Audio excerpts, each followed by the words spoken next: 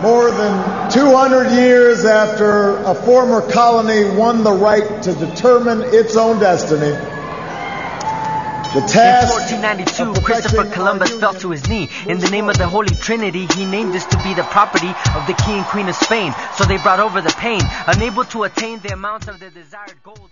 We have how are you doing? Johnny, are you on the line? Yes, I'm here. Great. We'd like to welcome Johnny, representing Arab Americans for Syria, to give us an update on developments in Syria. Brother Johnny. Hello, Didan. How are you? Thanks for having me. Great. Can you give us an update on the recent developments in Syria in terms of at least two recent articles in Western media talked about the rebels have lost the confidence of the masses in Syria, the popular masses in Syria, and there's a recent conference going on in Qatar and Doha? Sure. I think you're talking about the New York Times article yesterday, November 8th, right. Talking about that the mass supporter of the rebels in Syria are losing faith with them. And that shift in mood is really, it's been from day one. Most of their supporters are diehard supporters of them, but the positions in Syria, whether they oppose or agree with President Bashar Assad, are anti these armed rebels.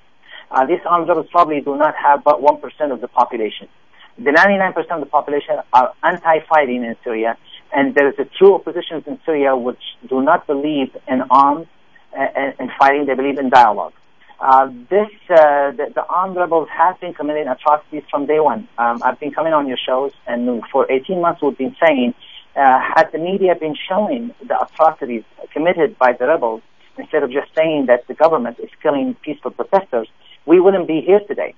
I think even the media, the Western media, couldn't take it anymore, and they've been telling a completely different story that sounds really ridiculous now. You look back and view how the media has pushed for pretty much the rebels to carry arms. I'm talking mainly about Al Jazeera and Arabiya, which actually been fabricating stories, as we all know, making protests larger than they used to be, and never showing the pro-protests in Syria.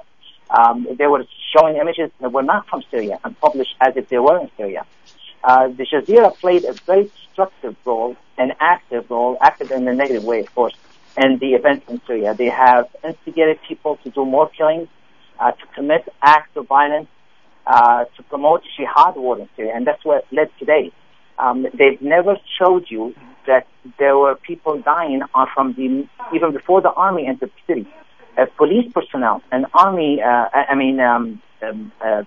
security personnel were being shot in public squares where they were unarmed. And those images have been existing from day one. There were atrocities committed, decapitations, bodies mutilated. This is not an education of the Syrian public. These people have come into the Syrian society. I'm not saying there was no protests that were peaceful, absolutely. But hundreds of police officers in the first 2 months alone were not killed by olive branches. Someone was shooting at these people, and they were shooting at probably protesters as well. These snipers were on top of buildings that were in the areas where the protesting was taking place, or the rebels were in their neighborhood. So again, we go back and say we've seen this.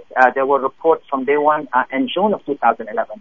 A big massacre. I talked about it earlier on your show. 124 army personnel were killed in their barracks, were decapitated, and then the American ambassador in Syria, Robert Ford, was at the scene. He viewed it, and he never put a red flag out that there were some people, Takfiris, Wahhabis, Salafis, who their education is to slit throats, to decapitate heads. They were in. The Al-Qaeda had been present in Syria from day one. The West refuses to see this, hoping that this government will be toppled so quickly, and then they can get rid of these people, have led to where we are today. There's probably 20 or 30,000 foreign fighters on the ground today, none Syrians. So what's going on in Syria today is a proxy war between all the neighboring countries that oppose the government in Syria, oppose its resistive position in Syria against the Syrian population.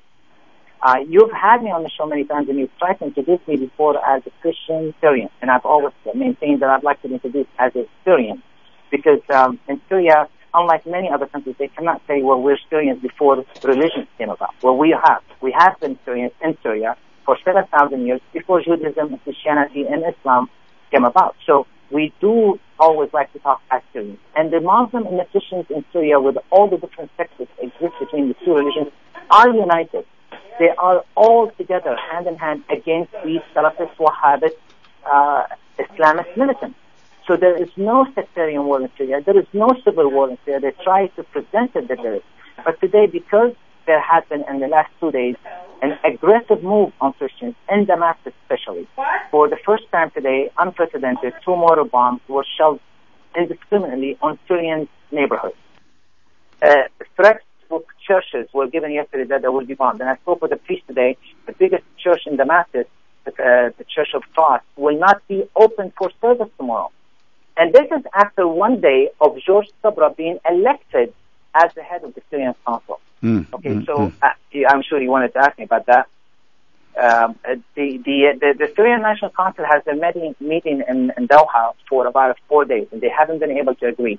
On Friday, they came out with 41 members that were all Islamic, had the Islamic signature on it.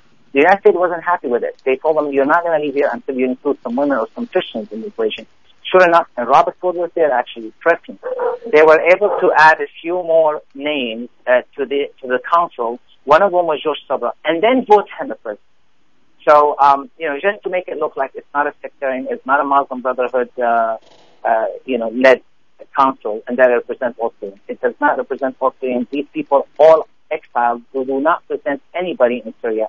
There's plenty of oppositions in Syria that are willing to have dialogue. His first press conference today, this guy, George Sabra, first thing he said when they asked, what do you want from the world? He said, weapons, weapons, and weapons. Instead of saying dialogue between all opposition in Syria, these people do not want to have peace. They want to still fill the country into more war and more sectarian divide, and that is something that the United States needs to put in if they really want to see peace in Syria, and speak to the real opposition that are in Syria, who truly have political persuasion different than the government that we have today, but they do not want to divide Syria. They do not want to see a difference or shift in the resistant position of Syria against its enemies in the region. They want to hold on to the social composition, and most importantly, to the secular society that Syria enjoys. Okay, John, we have to kind of wrap up right now. We are going to address the recent elections, its impact upon African people. But we'd like to thank you very much for listening to Johnny Achi from the Arab Americans for Syria. And if people want to get further information or contact you, how can they do that? Arab Americans for Syria on Facebook. It's facebook.com/AA4Syria. AA4 Syria. And we will continue having you on in Arab American Syria, because nowhere on the FM dial is the point of view of the massive Syrian people or the non-U.S., Qatar, Saudi, Turkey point of view being provided. So here at Freedom Now, we will provide that point of view for the anti-imperialist, democratic, secular movements that exist not only in Syria, but also, of course, in Libya and other parts of the world that's constantly under challenge by U.S. imperialism. We thank you very, very much, Johnny. Thank you, Dino.